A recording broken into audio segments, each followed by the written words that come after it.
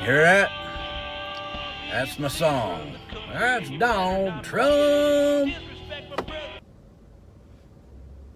I sing that song all over the country. I went from bar to bar singing, that's Donald Trump, asking folks to sing along. You know why I asked them to sing along? Because I was paying attention to who wasn't. If you wasn't singing along, that'd single you out for an ass whooping. And I'd walk up to the folks that wasn't singing along and I'd say, how come you wasn't singing along? Don't you love Donald Trump? And if they said one thing against Donald Trump, I would whoop their ass. And if I couldn't find anybody who was against Donald Trump, I'd whoop the ass of somebody who just wasn't for him enough. I'd say, I didn't hear you singing loud enough, boy. How come you didn't sing any louder than that? And if he didn't have a good answer, I'd whoop his ass. I went from town to town singing the praises of Donald Trump. And on January 6th, I was turning on my TV, watching all them boys lining up outside the Capitol, and I started singing, woo, give them hell, boys. Go on in there and score one for Donald Trump. I said that to my TV. I'd have been there with him if my probation officer would have let me go. But he wouldn't let me go, so I didn't get to go. Otherwise, I'd have been there. And I watched all them boys that I'd have been there with. And you know what they did? They went in there and they got a woman killed. And then they killed 3 police officers. And another one went and he committed suicide because he couldn't deal with what he saw. Those are people I thought I was with. I watched one of them beat a police officer with an American flag. Another one beat a police officer with a Blue Lives Matter flag. Well, how much does Blue Lives Matter if you're going to use the Blue Lives Matter flag to beat one of the blue? I started thinking, the hell have I been a part of? What the hell have I been a part of? To have that kind of disrespect for the flag. To have that kind of disrespect for law enforcement. And still, I kept telling myself, Trump's got one up his sleeve. He's going to pull this off. There ain't no way Joe Biden's going to get sworn in as the president because Donald Trump told us he had this, and the man's a genius. He's going to pull one up. And all them folks that lined up, it's going to be all right because you know what they're going to do?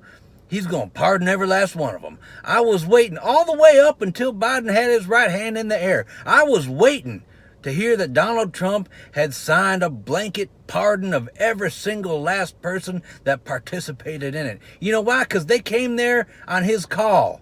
And they marched on his orders. And they tried to take the presidency and give it to him. And what did he give back to them? Law enforcement started rounding them all up. I tried to log into Parler. It was a ghost town. Everybody was gone. Every single one of my Parler friends was gone. Every single one of them in jail. And they didn't get no pardon. They gave everything to him and they didn't get nothing. You know who got a pardon, though? Steve Bannon.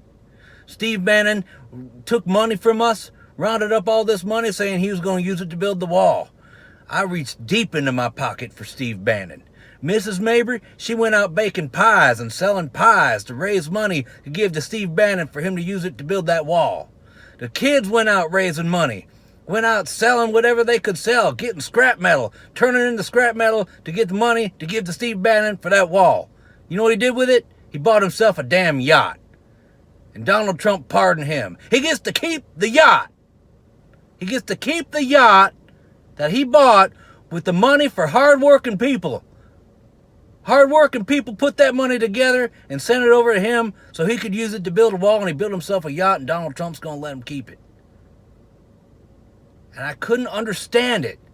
I couldn't understand why somebody I loved so much, by somebody that, if I didn't think that you love, you know what? A month ago, if I saw myself on this video, I would whoop my own ass for not loving Donald Trump enough. That's how much I love that man. And what did he do?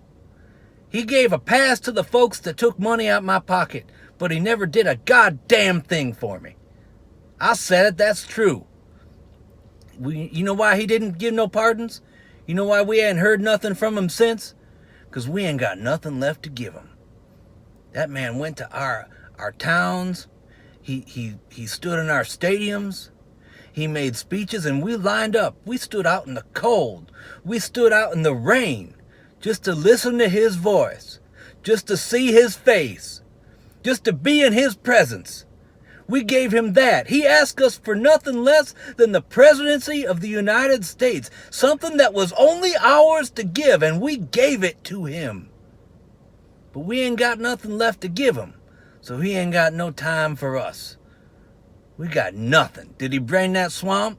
Swamp's still there. Did he build that wall?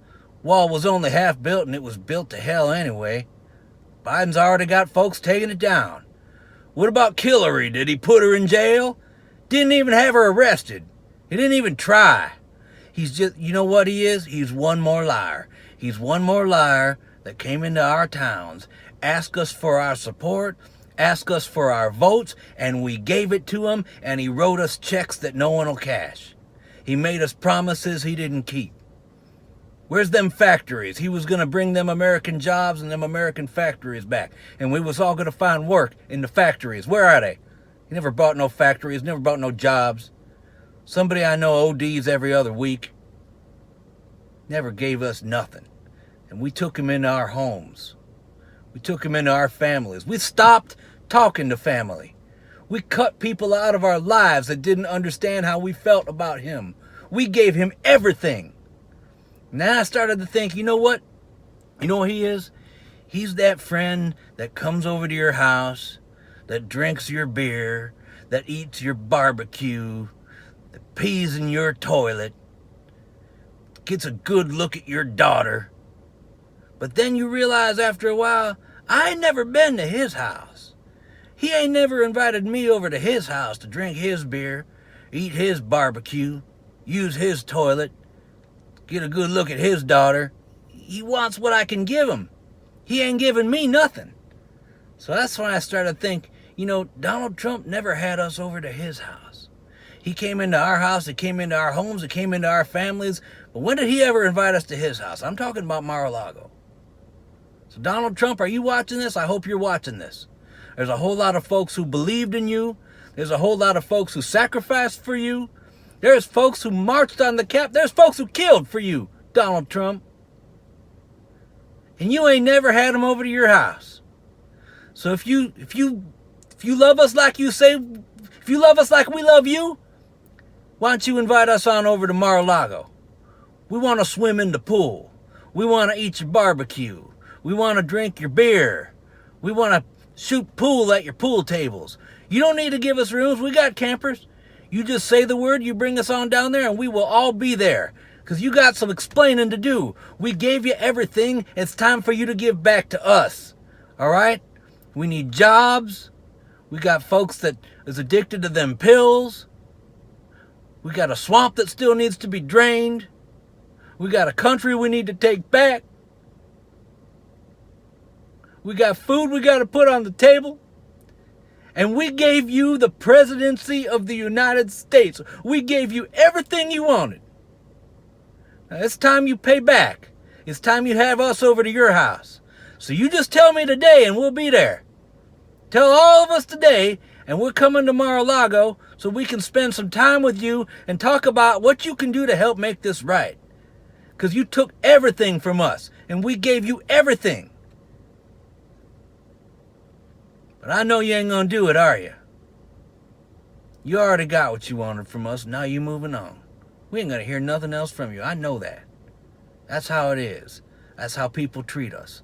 They come into our towns, they ask us for things, we give them, and then they leave. They come into our house, but they never have us over to theirs. So I don't know. The hell was I thinking? Donald Trump. Man lost money at a goddamn casino. All right, folks line up and hand you their money. And he messed even that up. And we thought he was the second coming. We thought he was the guy who'd finally give us our turn. Should have known better. Just like the last one, just like the next one gonna come after him. They come into our towns, they make us promises. They don't keep a single goddamn one of them. Anyway, that's all I got to say about that. Be good to each other.